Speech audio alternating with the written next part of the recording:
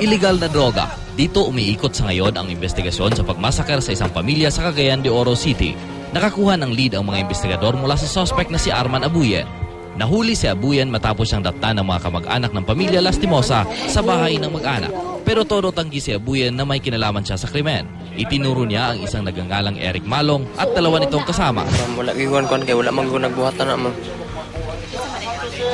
Si katong barkada ra gyapon na nang ipatay mo. Si Eric Malong. Kuan man drugs man. Kung ma'am kay na makakakuan man siya batal man siya 70,000 ma'am. Drugs. Lumabas din sa investigasyon ng mga pulis na dati nang nasangkot sa droga sa Misamis Occidental ang padre de pamilya na si Christopher Lastimosa. Mga talanta sa iyang mga isuon, previously daw na-engage siya sa drugs, munang nabalhin sila o Cagayan de Oro City. Sa autopsy, lumabas na sinaksak at pinukpok ng matigas na bagay ang mag-anak. Itinapon rin ang katawan ng mga biktima sa isang septic tank. Karamihan ho ng tama, nasa likod. So lahat ho sila nagtamo ng fractures sa ulo. So at karamihan ng palo, palaging sa likod.